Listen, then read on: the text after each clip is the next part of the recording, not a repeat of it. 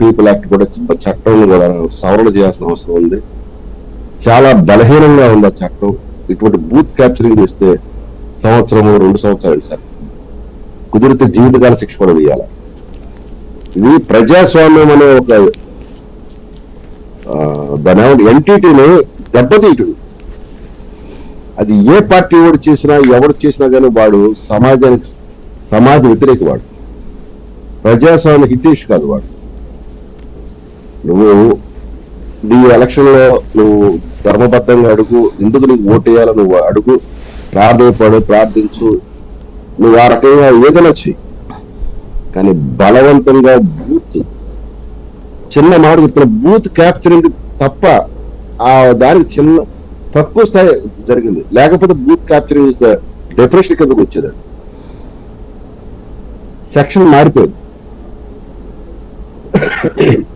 కానీ అక్కడ వైలెన్స్ చేయడం చూసారా, వ్యక్తుల మీద దాడి చేయడం అనేది, నువ్వు బుద్ధిపూర్వకంగానే ఆ పోలింగ్ బూత్ లోకి ఎంటర్ అయ్యి వైలెన్స్ చేయడానికి, ఇతరుల మీద దాడి చేయడానికి వచ్చామనేది ఆ వీడియో ఫుటేజ్ స్పష్టపిస్తుంది. ఇప్పుడు మనం చెప్పాల్సింది ఏంటంటే, ఒక పిల్లలు రామకృష్ణారెడ్డి వీలు కాదు, బూత్ లెవెల్ ఆఫీసర్ అతన్ని కూడా ముద్దాయిగా చేర్చాలి. ఎందుకంటే ఈ విషయం ప్రపంచానికి బయట తెలియకుండా ఇన్నాళ్ళు దాచినప్పుడు ఆ జిల్లా ఎన్నికల మీద కూడా చర్యలు తీసుకోవాలి. ఎందుకంటే బూత్ లెవెల్ ఆఫీసర్ కి ఎంత పవర్స్ ఉంటాయంటే, అటువంటి జరిగితే ఆ చేసిన వ్యక్తిని ఇమీడియట్ గా అక్కడ పోలీసులు పిలిపించి అరెస్ట్ చేయగల అధికారాలు కూడా ఉన్నాయి. ఎందుకు అధికారం అతను వాడుకోలేదు. ఇది కూడా ఇప్పుడు మనం చూడాల్సిన అవసరం ఉంది, దాన్ని నిర్ధారించాల్సిన అవసరం ఉంది, దాన్ని పరిశీలించాల్సిన అవసరం ఉంది. దాని మీద ఎన్నికల కమిషన్ కూడా విచారించి చర్యలు తీసుకోవాల్సిన అవసరం ఉంది. ఇది ఒక చిన్న సంఘటన అయితే మట్టికి కాదు.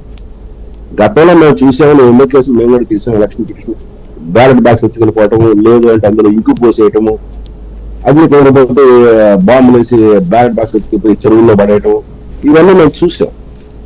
రీపోలింగ్ జరిగేది.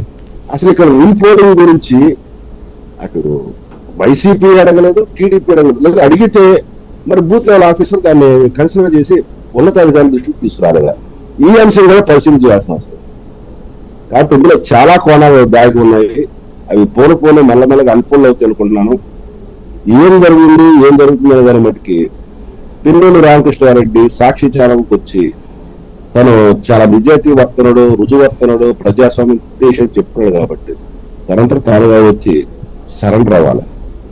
సరెండర్ కాకపోతే, ఎందుకంటే జగన్ రెడ్డి ఒక మాట ఎన్నికల ప్రచారం, నా సోదరుడు శ్రేయోభిలాషి, ఇతను జనం గెలిపిస్తే మరింత ఉన్నత స్థానాలు తీసుకెళ్తాను అన్నాడు. ఇప్పుడున్న స్థానానికే మనం జనాలు తట్టుకోలేకపోతున్నాం.